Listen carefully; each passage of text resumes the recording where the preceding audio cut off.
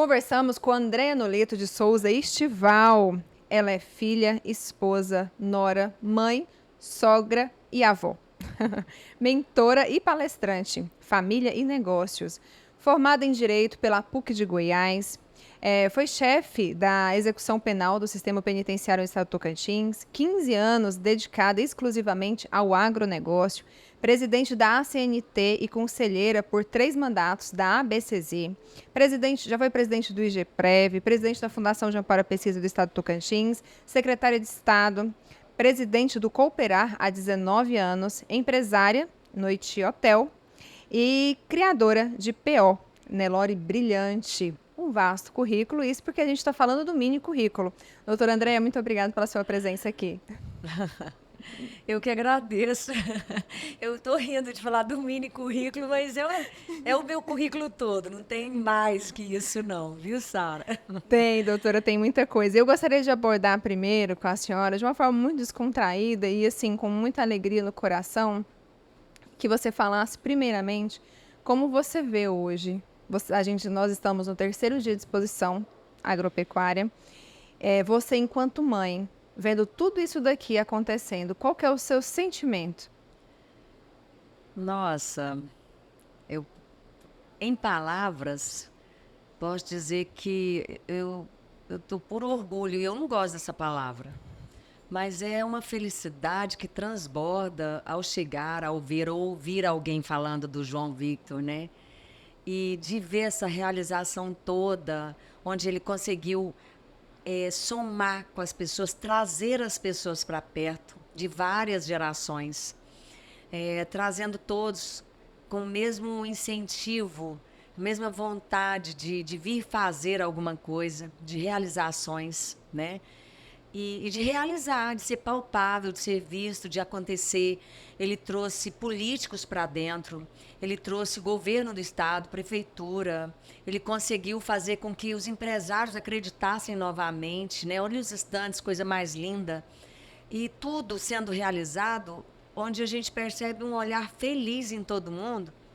Então, eu como mãe, eu, eu, eu transbordo de felicidade nisso. É muito além, sabe? É muita felicidade. Eu tenho certeza disso. São mais de 120 expositores aqui dentro. E é isso que a senhora falou, né? Onde a gente passa, o olhar das pessoas é um olhar feliz, é satisfação. E não só a exposição como um todo, e principalmente a parte de negócios, network, de conhecimento que está tendo aqui, que há muito tempo não tinha. Então, assim, comece falando parabéns, parabéns para você, pela sua família, porque a gente sabe, né, que a mãe é aquela que está ali o tempo todo. Não, meu filho, agora vamos, agora. Então, assim, tá sempre do lado e sempre junto. E para falar um pouquinho dessa trajetória, para o João Victor chegar hoje, presidente do Sindicato Rural, não tem como não falar de sucessão familiar, que inclusive foi tema da sua palestra que você deu aqui. E eu queria que você falasse um pouquinho dos pilares da sucessão familiar que você trouxe tão bem na sua apresentação, para que outras pessoas que estão, né, no Tocantins, em outros estados, consigam ter acesso a esse conteúdo. Os pilares é o que movimenta, acho que todas as famílias, todas as pessoas. Se não, tem que ser, né? Que é a fé, porque Deus está à frente de tudo. E quem somos nós, né? O amor, porque sem amor você não dedica nada direito, nem à família, nem às pessoas, nem ao trabalho. Você tem que ter amor ao que faz, né? Fazer bem feito. A família, porque a família é alegria. A família é o que te movimenta, é o que te dá energia, é a razão, o sentido. E o trabalho é o caminho. O trabalho é o caminho da dignidade, é o caminho para você retornar para a sua família, retornar com amor, para dar agradecimento a Deus, né? A fé. Então, os pilares, ele vai e volta, ele não tem começo e fim, ele está tudo ligado, né? Mas, para o João Victor estar aqui hoje, à frente do Sindicato Rural, ele que já morou fora e depois retornou, ele poderia estar em qualquer outro lugar do planeta, mas ele está em Grupi, assim como também o Marco Túlio, e gerenciando e cuidando dos negócios da família. E como que vocês fizeram para que isso acontecesse? Sara, a importância mesmo de tudo isso que você falou é que a vontade deles. Eles foram preparados para fazer para qualquer escolha, em Gurupi, Tocantins, Brasil, fora do Brasil. Eles tiveram a oportunidade de estudar tudo o que nós imaginávamos que era importante. Nós oferecemos tudo. E mesmo morando numa cidade do interior, num estado promissor, mas ainda pequeno, em termos, né, econômicos, eu falo, referente ao Brasil, a gente ofereceu tudo, toda a base para que eles escolhessem o que quisessem e fossem prontos para o mundo. Nessa escolha, o conhecimento é tudo, porque nós escolhemos a educação de escola, educação escolar, línguas, esporte, viagens, tudo, e a escola, os ensinamentos de berço, que eu falo, que é o que a gente, como mãe e pai, toda hora você educa filho. Muitas vezes a gente fala não com dor no coração, mas é preciso para o bem deles, porque o tapa da gente dói muito menos do que um tapa do mundo, né? E então houve essa educação escolar e de berço, que eu chamo assim, perdida já há algum tempo e que eu acredito que tem que ser, já está sendo resgatada, para que os valores, princípios e que a gente possa forjar os filhos a serem mais fortes, resilientes, com paciência e força para o que vai enfrentar no mundo, E que não como, são facilidades. e como forjar, doutora Andréia? Forjar faz parte de toda uma educação, né? Forjar é você dizer não, forjar é você ensinar, corrigir, educar, né? É você observar seu filho, é escutar o filho, né? Porque muitas vezes, como vem sendo dito aí por tantas pessoas, o celular dá uma enganação na gente de que o filho está perto, mas ele está não é em quilômetros, nem se mede a distância do filho em relação à família. E a integração do filho dentro da família é importantíssimo, ouvindo um assunto, conversando, comentando, ouvindo em silêncio. Depois a gente ouvindo a observação deles. Então, assim, é você inserir seu filho na sua vida, no bom e no ruim. Por exemplo, uma família hoje que os filhos têm um negócio, vamos colocar do agronegócio, por Sim. exemplo. Os filhos saíram, escolheram outros ramos, né? Outros ramos que não o do pai, mas da mãe. E agora eles retornam. É possível haver ainda essa integração, mesmo depois deles estarem longe? Ou deles não quererem o mesmo negócio? Como que funciona isso? Porque é A gente complexo. fala de várias sucessões, vários formatos de sucessão. A legislação contribui para isso. Porque você tem a sucessão familiar, num processo natural, você tem a sucessão familiar forçada, sem preparo, você tem a sucessão de negócios, que você pode ser somente um conselheiro, você pode trazer um parente para ser o seu sucessor, formar essa pessoa, ou escolher um profissional que venha a ser o CEO da sua empresa e você está ali acompanhando as decisões, né? Então, tem vários tipos de sucessão, seja familiar ou de negócios, né?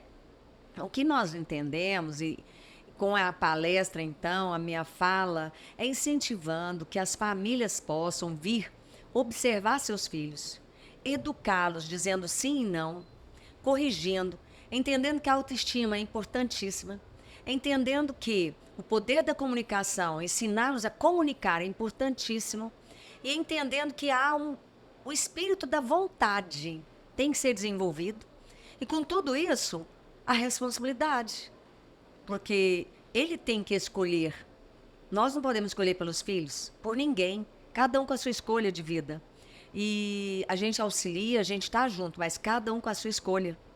Então é isso que eu acho que é fundamental. Consolidando com outros ensinamentos que a gente passa para os filhos também, que aí é forjando um filho forte, né? Consolidando com a mudança de hábitos de uma família inteira, porque você é jovem, você pode ser solteiro, você pode ser um pai solo, uma mãe solo, e de repente você fala, não, eu quero agora uma família. Você tem que mudar seus hábitos. Porque se você quer uma família, significa que sua atitude, uma escolha, ela vai interferir em toda a família. Então, é preciso que seja um acordo para todos, né? Então, assim, é preciso mudança de hábitos, é preciso fazer esse acompanhamento familiar para que haja autonomia de cada um, a autoridade de cada um. Certo, uma coisa muito interessante que você traz nas suas palestras é a questão de você não ficar recompensando o seu filho pela sua ausência. Eu queria que você falasse um pouquinho disso, porque eu acho tão importante. Nós poderíamos dar muito mais coisas para os filhos, né? Vivemos para trabalhar. A todo momento que os filhos reclamavam a alguma hora da presença do pai, por exemplo, ou até minha em alguma coisa, a resposta nossa é: seu pai está trabalhando. Sua mãe vai e volta, está trabalhando, mas está chegando. Então, a segurança para o filho de que aquilo que está fazendo é importante para a família, não é questão de dinheiro. Não é questão de dinheiro o trabalho, é questão de importância. E que vai e volta. Então, fique seguro. Você pode acordar, dormir, não ver, mas seu pai e sua mãe estão aqui.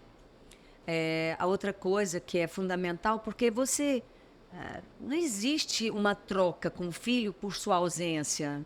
Não existe isso. A sua ausência só é possível mudar esse sentimento no filho com 10 minutos seu presente em casa, ouvindo, conversando. E nessa hora eu falo: desliga celular. Desliga a televisão.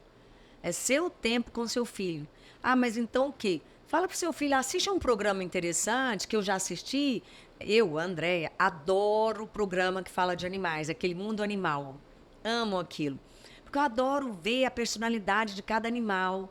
E ali a gente conversa horas lá em casa, falando do urso, as peculiaridades do urso, do leão, o que ele tem, o que ele poderia... Sabe? Coisas que nós também temos dentro da gente.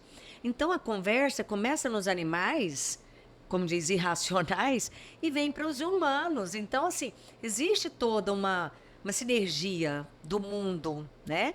E essa conversa flui. E a gente falava: assiste tal coisa que é interessante, na época não tinha celular, que a gente vai conversando depois. E o dia de sábado era um dia de muita troca de conversa, de muito trabalho, que a gente ia para a fazenda, mas existia a hora da piada, que eles adoravam contar casos e conversas, né? E eu morria de rir, porque eu não sei contar nada de engraçado. E ali a gente ia assando um churrasco, assando uma carne, era só nós 4. E eles também participavam da questão de gestão de pessoas, no acerto de contas, na contratação, em qualquer que fosse o assunto, na contagem de animais, e assim ia. Então, essa participação é importante, sabe? Para que o filho se sinta importante na sua vida. Ele sentindo que ele é importante na sua vida, você não precisa dar presente toda hora. Eu posso até afirmar, Sara, que os meninos ganhavam presentes assim, acho que 3 vezes no ano, não mais que isso. Então, era aniversário, né? Num outro momento, que por um acaso, uma viagem toda, a gente comprava alguma coisa que eles queriam, que a gente achava que era bom para eles, né? E no ano escolar. Finalizava o ano escolar, com as notas, a dedicação que houve, todo o mérito, eles escolhiam o que queriam. Natal, a gente não costumava dar presente, porque o nosso presente era da família. E eles ganhavam presentes, né? Padrinhos ganhavam presente dos avós, então não tinha necessidade daquilo. Então não era questão. E Natal sempre foi assim, não é aniversário de ninguém, é de Jesus. Por que vão ganhar presente, né? Não tem sentido isso. Faço isso com os netos, porque aí vem o meu papel de avó, comprar brinquedo, presente para os netos. Mas eles, filhos, outra educação. Então, assim, é assim, né? Certo. Que aconteceu. A gente tem muitas histórias, mas eu gostaria que você falasse também com relação ao processo de sucessão familiar. O filho integrado nos negócios, ele começa no chão de fábrica ou você dá um cargo de confiança para ele na empresa quando ele inicia? Todo mundo que pula a fase não é muito feliz. Faz falta, né? Eu acho que depois que resolve a questão de pular uma fase ou outra, mas se resolve, é adulto. Que ninguém tem que ficar assim, com esse sentimento de, né?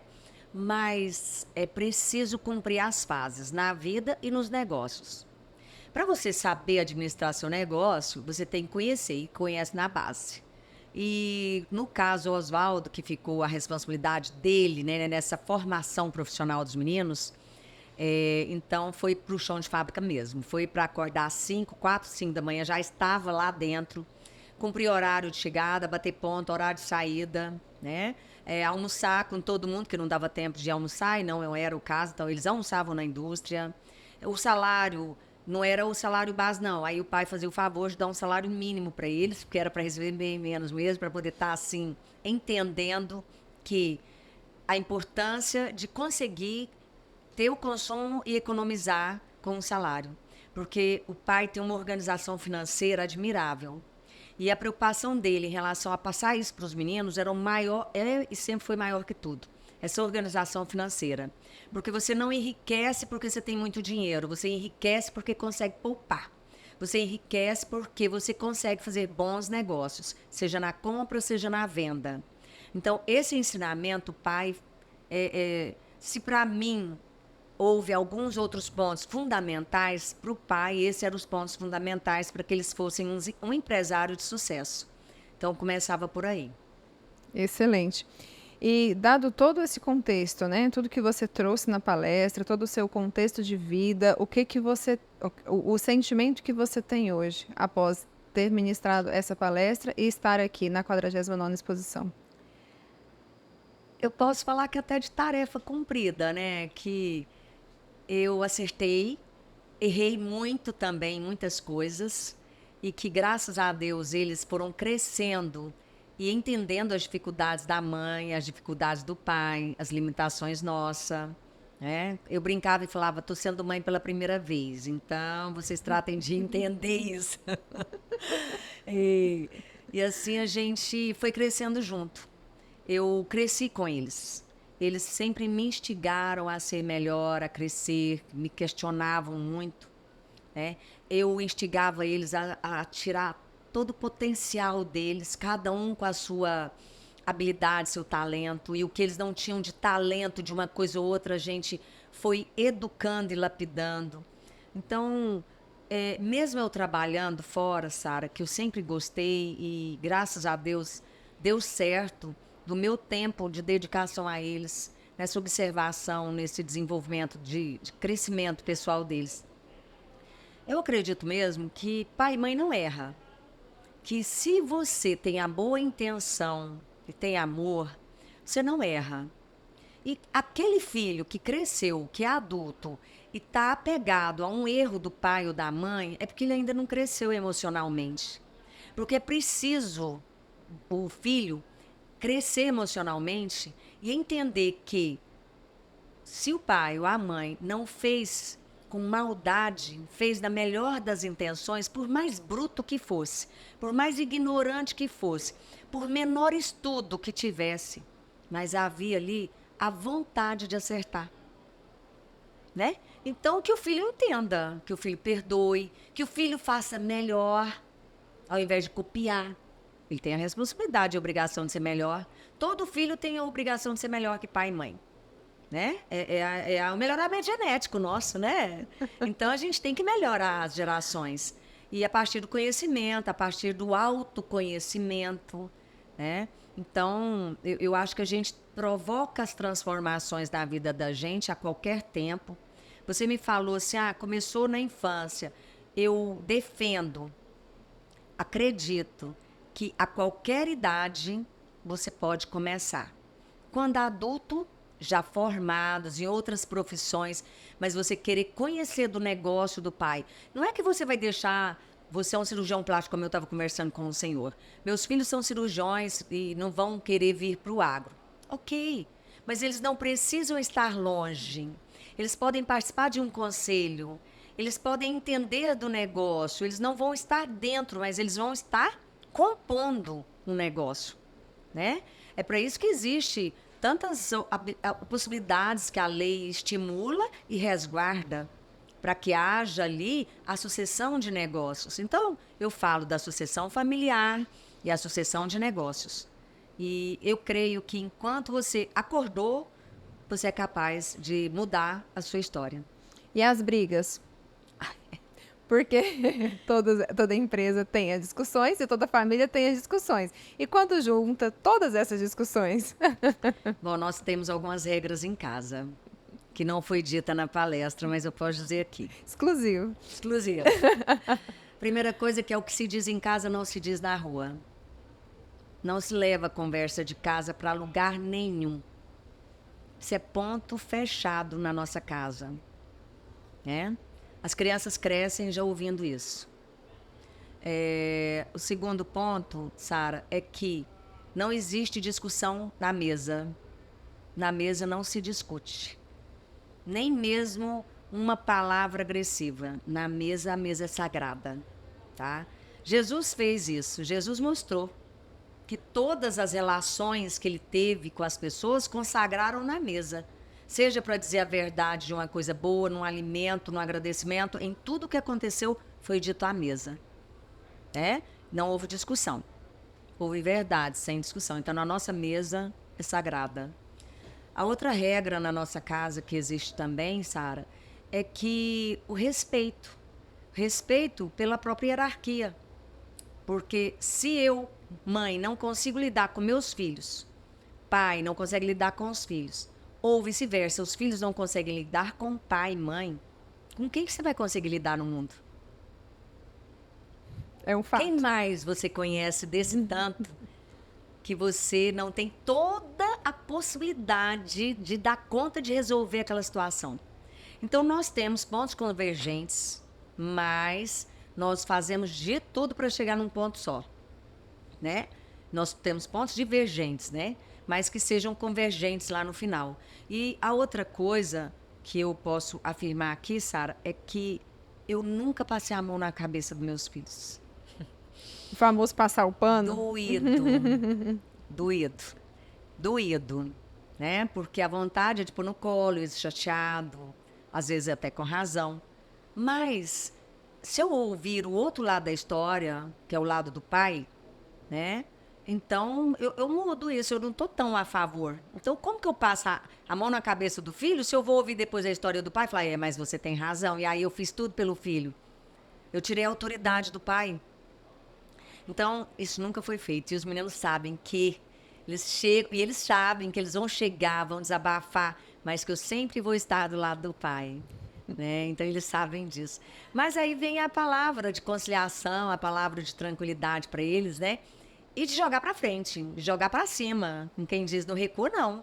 Vai embora para frente, que se você acredita, porque isso sempre foi estimulado nos meninos. Você acredita nisso que você está dizendo? É isso que você quer? Então, faça a sua defesa. Apresente isso aqui até o ponto de convencer. Seja inteligente para convencer. Você convence com dados, quando adulto, convence apresentando informações que realmente viabilize o negócio ou viabilize aquela conversa sua. Ou seja, use sua capacidade, seu conhecimento, sua inteligência, né? E eu cobrava isso dos meninos, cobro, porque hoje não cobro mais, né? Tá tudo aí. Mas assim, ensinava eles, é isso que você acredita? Mas já cansou de defender? Você já falou tudo. Então, é pouco. Defenda tudo que puder. Tenha vontade de defender o que você quer, sabe? Ao mesmo tempo, humildade para reconhecer que não. Vou parar por aqui porque você tem razão. Vou mudar meu pensamento porque você tem razão. É verdade que os meninos, quando eram novos, né, e viviam com vocês em casa, mesmo tendo vários colaboradores, eles lavavam os banheiros? Domingo. Domingo. É porque, assim, sempre acordaram muito cedo, estudavam cedo, e eu não deixava acordar tarde nem dormir tarde. Então, domingo era o dia que eles podiam dormir até mais tarde. Então, 8 horas, eles estavam acordados, tomava café, e aí eu falava, lavar o banheiro. Não quero. Lavar seu banheiro. Domingo tem que lavar seu banheiro, né? É para entender que existe responsabilidade, obrigações em casa, e que se toda semana você não faz isso, é porque tem quem faça, né? E se um dia for morar fora, você tem que zelar pela higiene, pelo conforto, pela higiene, né?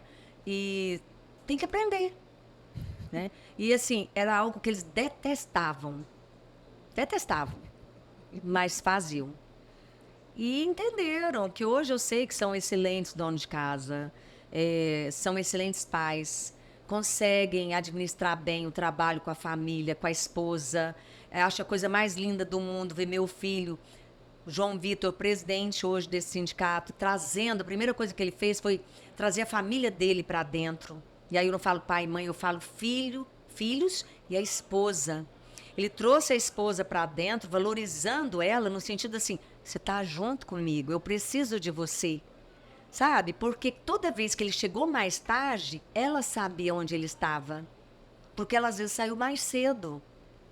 Né? Então isso é importante, porque o casal não pode duvidar do que o outro está fazendo.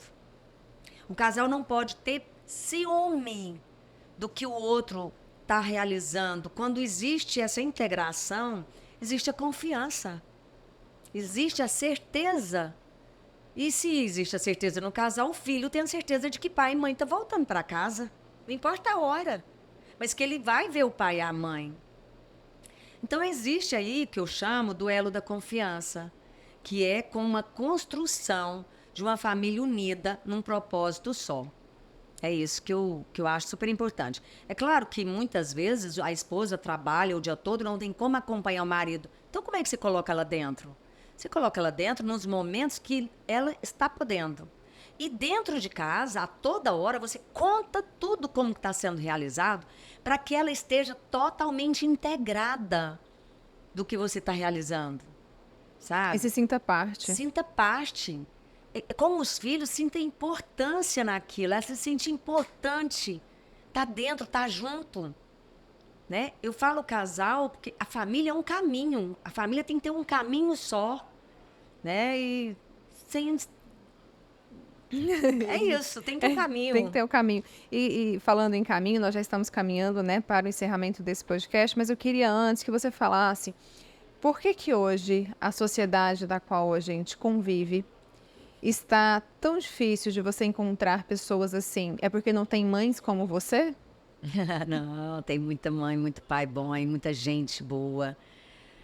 Eu acho que estão sendo levados por uma história, como diz, por uma narrativa destruidora das pessoas. E aí destrói as famílias. Primeiro, que graças a Deus, os jovens, como eu vi ontem aqui no show, né? Crianças motivadas pelo canto religioso. Isso é maravilhoso. É preciso falar de Deus, é preciso sentir Deus, sem medo, sem vergonha.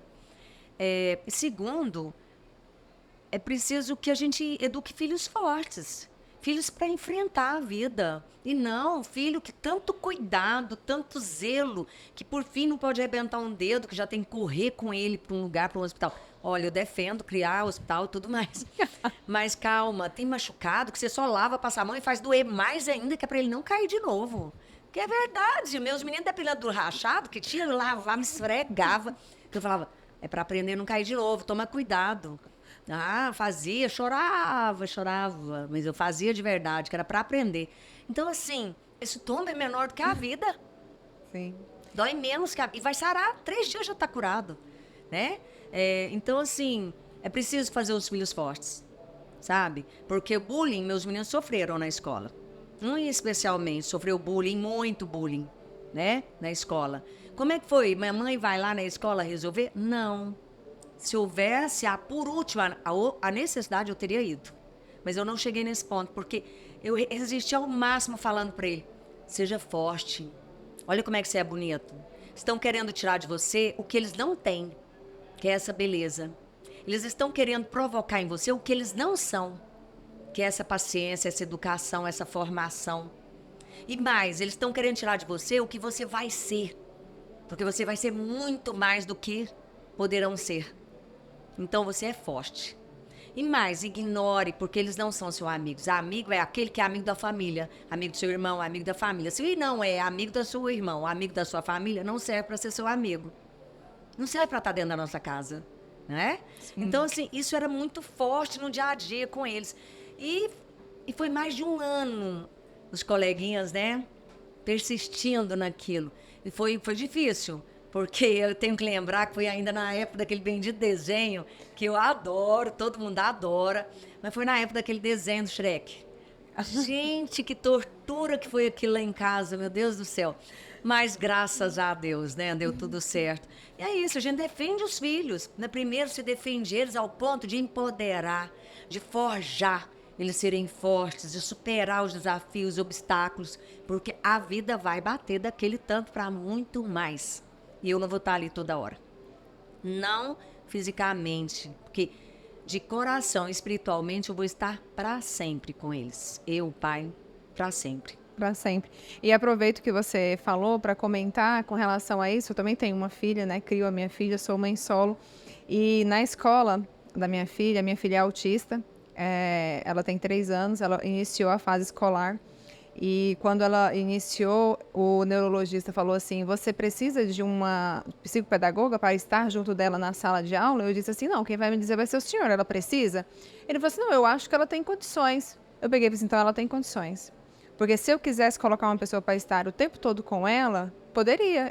É só exigir através de um laudo para o médico, ele colocaria. Eu falei assim: não, não quero, sabe por quê? Porque durante a vida toda, ninguém vai perguntar para ela se ela é autista ou não. Ninguém vai perguntar para ela as dificuldades que ela tem, então, assim, ela tem que aprender e tem que aprender de nova.